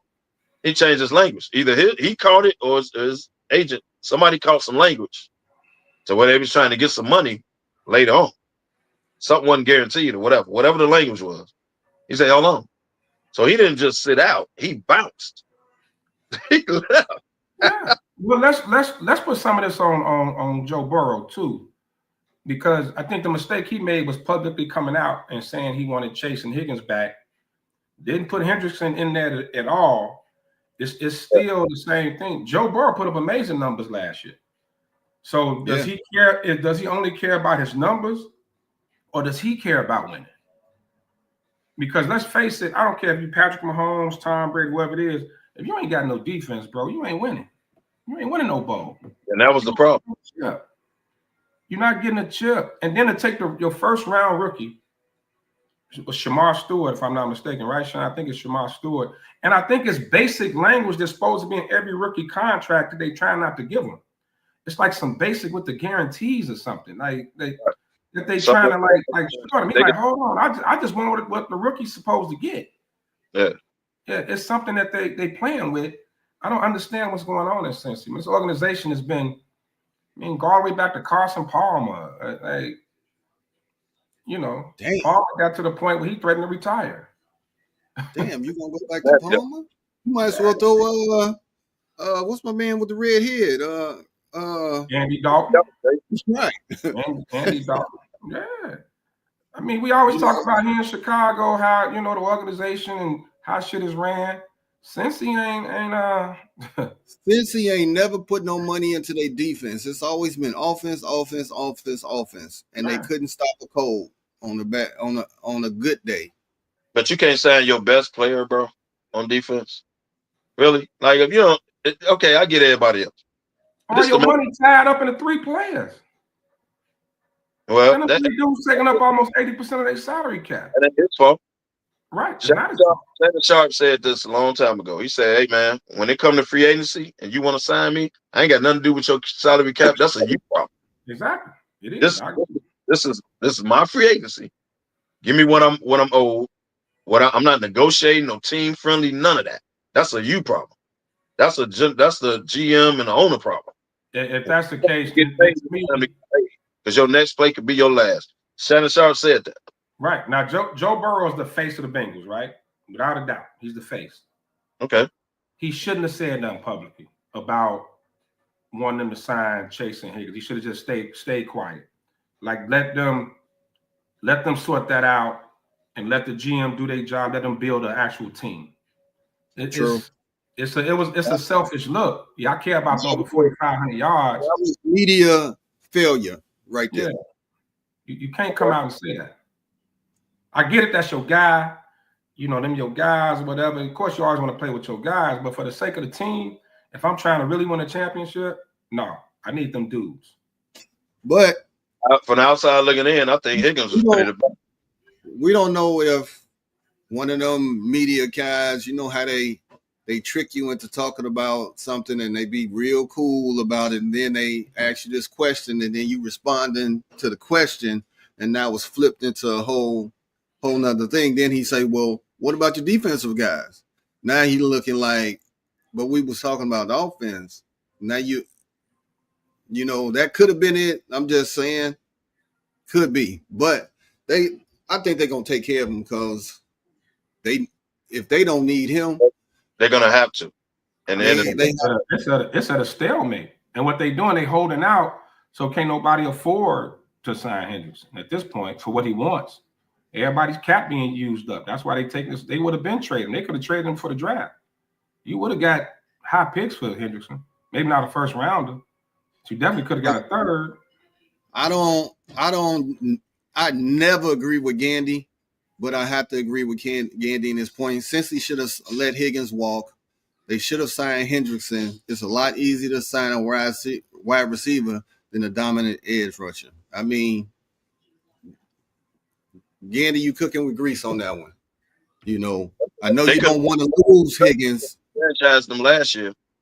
Let the man go. You obviously didn't want him. You franchised. So now, here, free agent, Burrow is campaigning for him. I think Higgins wanted to bounce anyway. Now you're gonna take what you get. He wanted to bounce. He wanted his money, and then, you know, the front office is gonna try to finagle finances however they can, because they know that he's an important part of that offense, and they don't want to lose him. So that franchise tag is in their tool belt. How many guys have got franchised over the years, man? Yeah, but I'm still not letting up on Joe. I'm not letting up on Joe Burrow though with this. I'm not. No. And I think a lot of it, the reason they did bring Higgins back, you had to bring one of them back, either Higgins or Chase, right? One of them had to come back. More than likely it was going to be Jamar Chase. More than likely it's going to be Jamar Chase. Like, you just, it's a selfish move, you know. And in a sense, he's mind, maybe they thinking, look, we don't want Joe to ask for a trade out of here after another year or two of this shit. At least if he putting up his numbers, I think he's okay. That's a bad look on him. Definitely top 5 quarterback in the league. I mean, Joe is who he is. But Josh Allen then lost receivers. Mahomes then lost receivers. Like Lamar Jackson loses receivers every year. Like Joe, like, no, I want my guys. Even if that means the defense ain't gonna be shit for another 5 years. I want my guys. But if he got it like that, and he got them to keep Higgins, he can very easily walk in there. Hey, man, we need Henderson, man. Do what you got to do. Like, he can very easily do the same thing. He the man on the team, right? Yeah. Hey, what they saying is this all we can afford to give him right now because y'all eating up the cap. We ain't got no money. Well, I mean, they got money, but you got it when you got a hard cap, man. You got it. Now this will show how bad Joe wants to win if he restructures his deal. Now he already got his deal. He can restructure it and say, okay, restructure my deal so we can get this, keep this man. We need him. Restructure my deal so I get paid on the back end of my deal. Mahomes did that. That's how you would know if Joe is serious. Exactly. They can say, all right, dog, you know, you're right. We do need him. We just don't have the money. Let's start with you. Are you willing to restructure your shit so we can get some money to him? So where does this put Joe in the quarterbacks with the most pressure next season? Most pressure on them. Because everybody talk about the second year guys with Caleb and Jaden, but give me your top 5 quarterbacks with the most pressure on them to win this year. Lamar Jackson, Josh Allen, Joe Burrow is in that conversation. That's 3, right? To win the Super Bowl or advance? Like what's the real goal here? It's always the goal of the Super Bowl, but just to take the next step, you got to go take your team further than they went last year. Okay. But Josh Allen and Lamar Jackson is Super Bowl at this point. Like, yeah, for them it's Super Bowl. It's Super Bowl. Joe Burrow is to get back to the playoffs, number 1. But Justin Herbert, see more out you, bro. Like, you supposed to be this dude, right? That's 4. That's a good list. 4. Damn, who right there? I'm shocked you ain't got this one, because he in your division. Dak Prescott. Dak Prescott. Okay. How long we been on Dak, man? Can I give you my 5 before you go, Kev? Go ahead, man. My top 5, and they are in order 1 through 5. And I'm gonna give you a honorable mention. Rodgers is number 1. He got a lot to prove. Number 2. Yeah, pressure is mug when it comes to him. Number 2 is Dak. Number 3 is Josh Allen. You got to get over this hump sooner or later. And matter of fact, he is 3A and 3B is Lamar. Okay. Then I'm coming with Burrow. And my honorable mention is Caleb. Caleb only in year 2. That's not fair. No. Pressure-wise. He has been handed. He has to be better. Everything. Come on now. Man, I'm speaking on pressure. Pressure to do better. Have a big year. Have a big year. That's my list. I like your list. I'm not necessarily with the order though. Because for me, I'm putting Josh Allen and Lamar Jackson 1 and 1A. Yeah. Like they gotta be 1 and 1A, man, because they at that ceiling, man. Like it's damn near Super Bowl or bust for those cats right now. But it's true. Anything outside of the Super Bowl for them is a failure. Yeah. So that's why I put. But I agree with the rest of your list. Definitely Dak. Why is Aaron Rodgers on there though? What pressure does Aaron Rodgers have signing a 1-year contract with a team that's not better than Josh Allen or Lamar Jackson's team, and he's in the same conference with Patrick Mahomes? Like, what pressure does he have?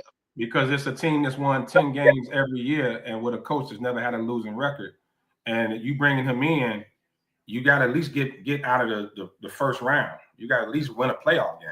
Yeah.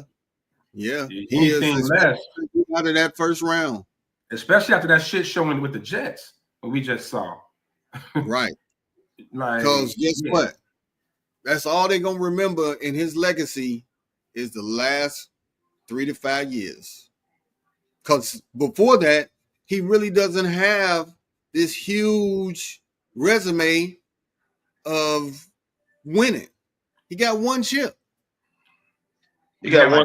He finna win 1 in Pittsburgh. Like what's what? He got 4 MVPs. But if he's gonna retire after this, come on, man, you gotta have a good showing before you say it's all over, or they gonna you gonna be that mediocre.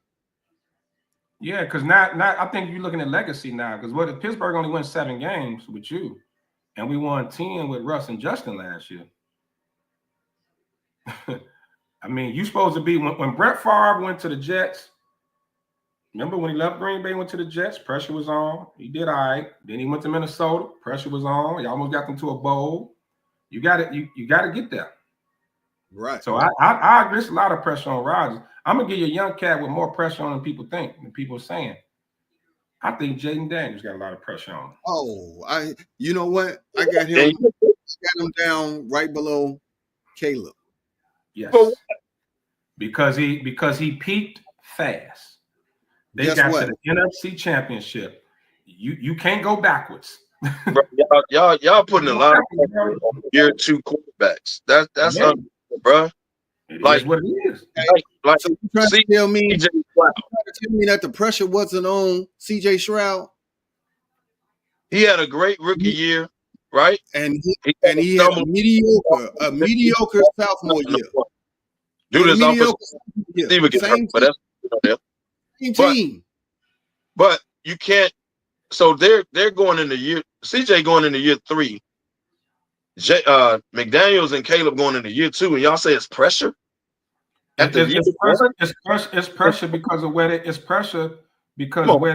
they finished his rookie year. I'm just saying, you peaked. That's a quick peak. That's a quick peak, though. Okay, so Jaden Daniels. Let's say he takes. I'm not saying he's gonna have a terrible year, but let's say he takes a step back. Mm-hmm. Right? And let's say Washington all that this year, whatever. They're still good. Like Houston still made the playoffs, but Stroud didn't have the season he had. Why is the pressure on him in year 2?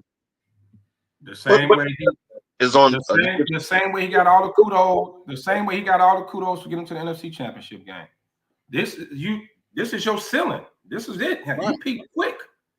Right. Like Caleb got a little time to build up. So if the Bears just win 9 games and don't win the playoffs, and Caleb have a good year, ain't nobody gonna say nothing. If Washington don't even make the playoffs, how you gonna look at Jaden? It's a step back, right? Is it his fault? It's not his fault, but he's the quarterback. We're not talking about whose fault it is. It's a step back, Kev. That's what we trying to get to. One two-year quarterback, dog. Don't do that, dog. Because when you do that, and the media does that too. That's the media. Baby. When you put pressure on a 1 and 2 year in the league quarterback like that. Oh, but you won last year. You ain't win this year. Oh, you ain't nothing. That's bullshit. No, we see, Kev. You put in words that we didn't say. We did not say he's not nothing or nothing like that. We said, is it a step back? He put his ceiling way up. We think he's fresh. Guess what? You do Joe Burrow the same way. Joe Burrow went to the chip, and then he has stepped back since. Ever since. Went to the bowl, ain't did nothing since. That's his honorable ceiling. When you make it that high, you got a ceiling, and each year they looking to make you to get there. You don't think it's pressure on Brock Purdy? And Brock Purdy just signed, got paper, $55 million a year. The only pressure would be on Brock Purdy is because now they paid you, now they expect something out of you. You didn't give a damn about Brock Purdy. Like Brock Purdy walked into a situation, he had a hell of a team, which made 2 NFC championships and 1 Super Bowl or something like that since he been a quarterback. Yeah, with Purdy. They went with Smith. That wasn't because he got expectations now because now they paid you. I mean, Garoppolo. So now you get expectations off that. Right. One of them years was Garoppolo. You're right. Garoppolo was one of them years. Yeah. Okay. So you got expectations. Losing, they always look at the quarterback. They don't say the whole team. They look at the quarterback. The quarterback gets most of the juice. Too much credit and not enough blame. Yep. Every time. He never gets it's just what it is. Because everybody's saying, even though Caleb and Jayden numbers were very close, it wasn't a big difference in the actual numbers. The biggest thing was the wins, right? So Jayden had the better team, man. So I keep using this example. I'm not gonna necessarily say the better team. CJ Stroud steps back, even though CJ Stroud still made the playoffs or wild card, whatever. He took a step back on what you saw his first year. That's understandable. So if Jayden Daniels take a step back, that ain't alarming. His second year in the damn league. People figured him out. That's not alarming. That's not. You ain't live up to expectations, man. You ain't do this. No, that's not fair. That's not fair. We're not saying it's his fault. It's other factors that's gonna be in there, like what the coach does. If players get hurt, yeah. But when it all said and done, they're gonna say, Jayden, you step back. And then you got to understand too, man. A lot of it, even with Washington, because Washington is my step back team this year. I think they're gonna take a step back. Okay. Because the expectations are way too high. They had a good year, but we saw what happened when they went up against Philly in that NFC Championship game. It was varsity versus frost-off, pretty much. It's levels. Okay. It was levels to it. I think Washington got a lot of 50-50 things that went their way, a lot of the fail Mary. You know, you got lucky. Dak got hurt, so you got Dallas who went down. You know, so just within the division, and there was a lot of games that they pulled out. Like at the end, it's not going to always happen. So they had one of those damn near like the 2018 Bears before the doink before the you got some love. Yeah, right. What happened? But now the expectations going into the following year are up here. So if you don't at least get back there, people ain't gonna start chirping. They don't care about what year you in. Right. That's pressure. Even if he doesn't get back there, but he gets close, then it's okay. But if you don't get close and you fail and like Lefty said, he don't make the playoffs, the chirping gonna be there. It's the same pressure that, as unfair as it was, that was on Caleb last year, right? Because everybody want this rookie. Said the Bears going to win 10, 12 games. They got all these receivers and all this.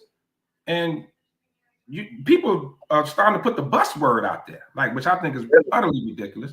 Caleb is on the #1 draft pick pressure. Now, if you want to say that, okay, cool. He's on the #1. You're the #1 draft pick. You were supposed to be all that. Okay, that's a different thing than him just going in his second year. Oh man, we need you to shoot up the charts, dog. We need you to be hold on, dog. Man, only in the second year. Now, if you want to say #1 draft pick pressure, okay, Kev, I want you to hear what you just said. So when we sitting in the shop watching the game and Caleb is playing and you dogging him and you all on him, oh yeah, this gonna come back. He's in his second year. Give him a break, Kev. But you ain't gonna do that. No. I got on him for holding the ball last year. Y'all remember when I was yelling out, holding the ball. Hold the ball again, you gonna dog him. You're gonna dog him. Playing off time. Not playing on time. That was his big issue. But when you look at the numbers for a rookie, those are outstanding. Those are pretty good numbers for a rookie quarterback. Even if took 70 sacks. Yeah. He still put up numbers. Cool. And like you said, if you really compare the numbers, he wasn't that far off from Jay McDuffie. Cool. But man, still only in the second year. See, I'll come to his defense on this. It's only in the second year, dog. Yeah, now let's see if the offensive line improve. He don't take as many sacks, right? Let's see if Ben Johnson makes him get rid of the damn ball. I'm recording you. I'm recording you right now. I'm saying, I'm gonna take his side in that I don't think he has pressure to be like you saw what you saw what Jaden did. All of a sudden, Caleb was supposed to repeat that. You saw what CJ Stroud did. Caleb was supposed to repeat that.